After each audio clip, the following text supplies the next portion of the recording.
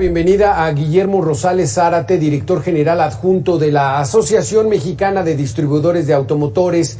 Guillermo, muy buenas tardes, gracias por estar con nosotros aquí en Mega Noticias MX.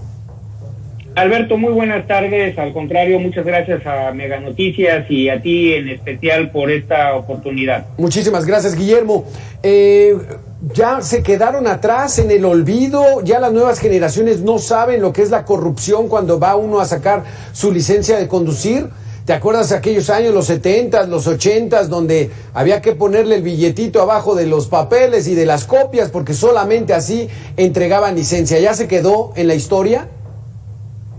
Sin duda alguna que hemos avanzado en nuestro país en disminuir la corrupción en los trámites vehiculares, sobre todo en aquellas entidades federativas que mayor inversión han realizado para modernizar sus sistemas, sus plataformas informáticas y todo lo que hace al control de la información.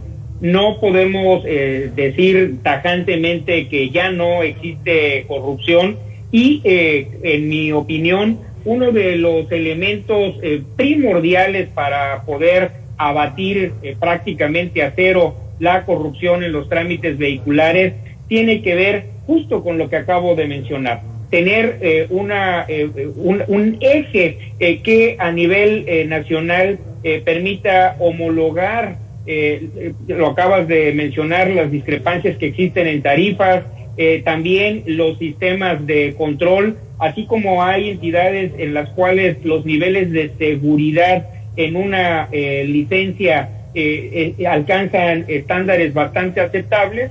Hay algunas otras que todavía dejan mucho que desear en los elementos físicos de seguridad. Hay otras, como es el caso de Nuevo León, que han avanzado, incluso con la modificación a su marco normativo, aceptando, reconociendo y generando una licencia de conducir electrónica, de tal suerte que con el dispositivo que todos traemos o casi todos tenemos en la mano y vinculado directamente a los servidores del Instituto de Control Vehicular de aquella entidad, es válida la presentación de dicha licencia electrónica ante cualquier requerimiento de una autoridad.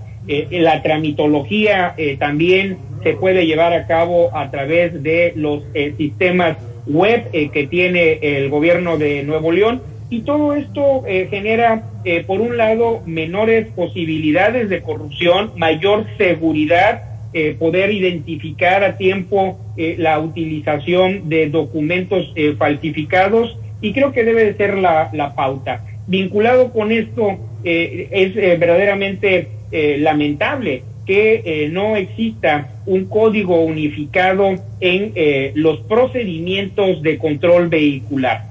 Tenemos 32 entidades federativas, incluyendo a la Ciudad de México, y con ello, si ahondamos, ustedes hicieron la investigación respecto a las tarifas, pero si ampliamos esta investigación a los requisitos, a los procesos, los tramos de control, el procedimiento que un funcionario debe de realizar para finalmente autorizar una licencia de conducir, el alta de un vehículo, el cambio de propietario, la baja, etcétera, es muy, muy diverso. Me atrevo a decir que son 32 procesos diferentes. Válgame. Y todo ello genera espacios para la ineficiencia, claro, para la corrupción, y sobre todo desalienta el cumplimiento de obligaciones. Claro. Nosotros tenemos confianza en que en la medida en la que se facilite el cumplimiento, la ciudadanía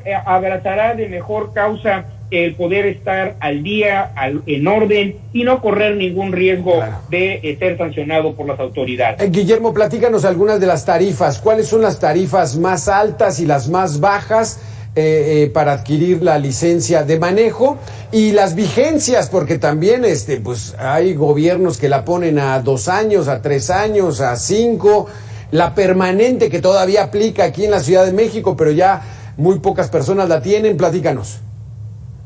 Bueno, yo soy una de ellas que todavía tengo en utilización mi licencia permanente desde el 2005. Y bueno, esto que toca a las diferencias en las tarifas, no es únicamente para las licencias, tenemos también lo que hace a el alta de las placas. De manera tradicional, por ejemplo, el estado de Chihuahua ha mantenido un tarifario más elevado a nivel nacional, mientras que el grueso de las entidades federativas se encuentran más o menos dentro de lo que es la mediana, y muy pocas están con tarifas más bajas. En este momento no tengo la tabla a la vista como para poder dar ejemplos concretos de cuáles son las pero digamos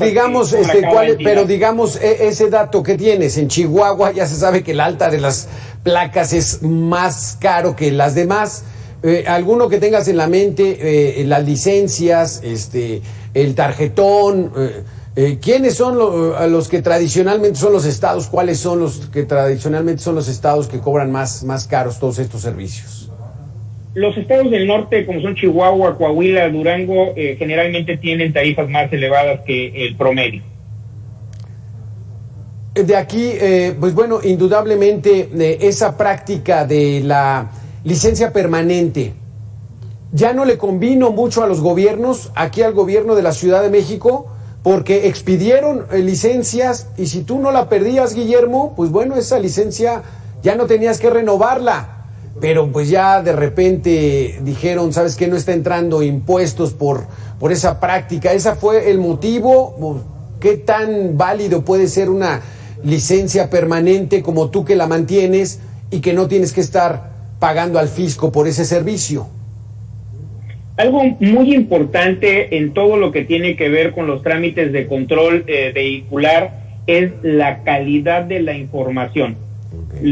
Tener identificado a los vehículos en términos de sus características, la vinculación con el propietario, el domicilio en el que se encuentra registrado, y por supuesto el debido cumplimiento de sus obligaciones fiscales es fundamental, no únicamente para que la caja registradora de la Secretaría de Finanzas suene de manera constante, sino para que esa calidad de los datos, esa calidad de la información permita también contribuir a el esquema de seguridad pública que debemos de privilegiar en todo lo relativo a la utilización de vehículos. No es ningún descubrimiento decir que en la mayor parte de la comisión de ilícitos se encuentra presente la utilización de un vehículo. Más allá también de que ha sido a lo largo de los años un problema incremental la comisión de fraudes relativos a la compra-venta de unidades motrices, y por lo tanto esta carencia de un registro público vehicular nacional de calidad que esté actualizado prácticamente en tiempo real por las entidades federativas genera múltiples problemas de orden jurídico en la propiedad, en el patrimonio de las familias, y por supuesto que contribuye para dificultar la persecución y la prevención de delitos.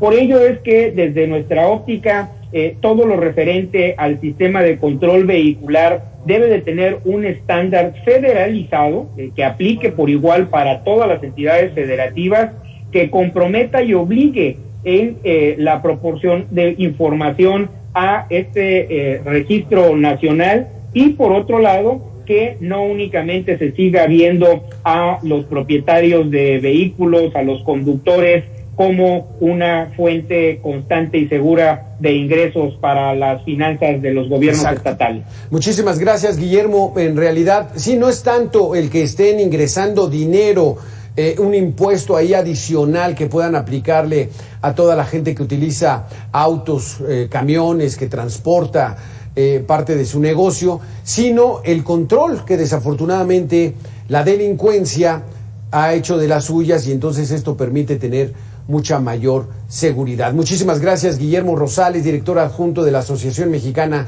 de Distribuidores de Automotores. Gracias por estar con nosotros. Muy buenas tardes, Alberto, y gracias a ti.